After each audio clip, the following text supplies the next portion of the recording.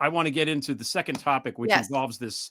I know Rachel Maddow and other people have covered this, but I didn't really understand it, and I want to just break it down. I read a great thread today by this guy named Matt Johansson, who runs this website. It's called Vulnerable You. He's a cyber guy who's into cybersecurity and knows what he's talking about. So he went and read through and kind of broke down the letter that the whistleblower wrote to the government and sort of said what it means. And I just want to quickly read, what he Please. wrote. Yeah. Okay. And again, this is Matt Johansson. Okay. A federal whistleblower just dropped one of the most disturbing cybersecurity disclosures I've ever read. He's saying DOGE came in, data went out, and Russians starting attempted logins with new valid DOGE passwords.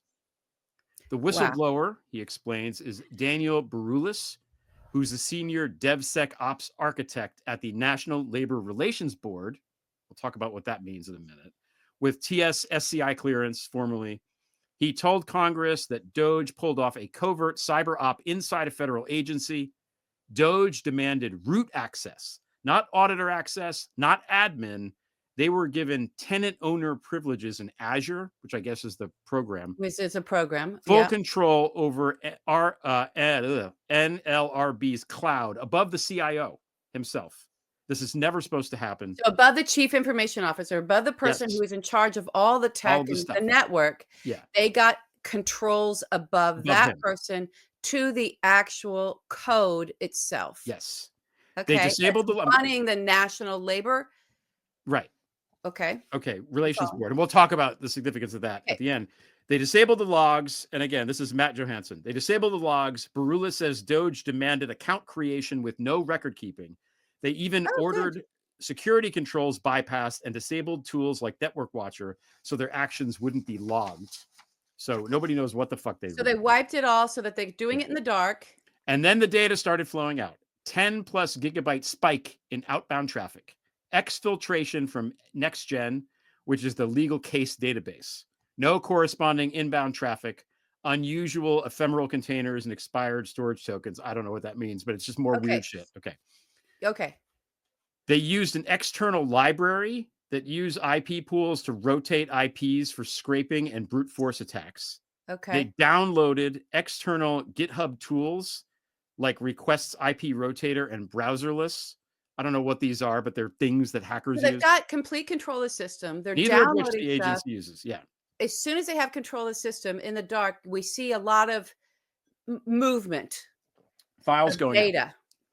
The most damning claim in this statement, in my opinion, again, this is Matt Johansson. Within 15 minutes of DOGE accounts being created, 15 fucking minutes, okay? Attackers in Russia tried logging in using those new credentials, correct usernames, and passwords. So the Russians had the usernames and the passwords. And the timing, and they knew exactly when to right away to come in and see the system and have control over the system. Mm-hmm. Two options here. The DOGE device was hacked, and I don't think I need to explain the second. Yeah. Multi-factor authentication disabled. Someone downgraded Azure conditional access rules. MFA was off for mobile. This was not approved, not logged.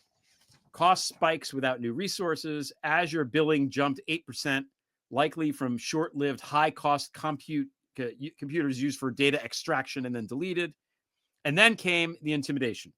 When preparing this disclosure, Baroulis found a drone surveillance photo of himself taped to his front door with a threatening note. Who was this? Who? The whistleblower. The whistleblower. Okay, came so home. the one There who was a picture of his own house from a drone thing. Picture of his house from a drone with a threatening note. This was on April 7th. They called in U.S. CERT, which is the cyber response team. Senior officials told them to stand down. No report. No investigation. I'm so tired of saying this. These people are all fucking working for the Kremlin. They are all working for the Kremlin. People need to fucking, not just you and me, not just the people in the chat, the fucking politicians need to say this. And they need to keep, to your point about being a gangster, he's also a fucking spy. And they need to keep saying it over and over and over. What does he do? He just says, Russia, witch hunt. The same bullshit words. We have books of evidence that this guy is working for the Kremlin. It has been for decades.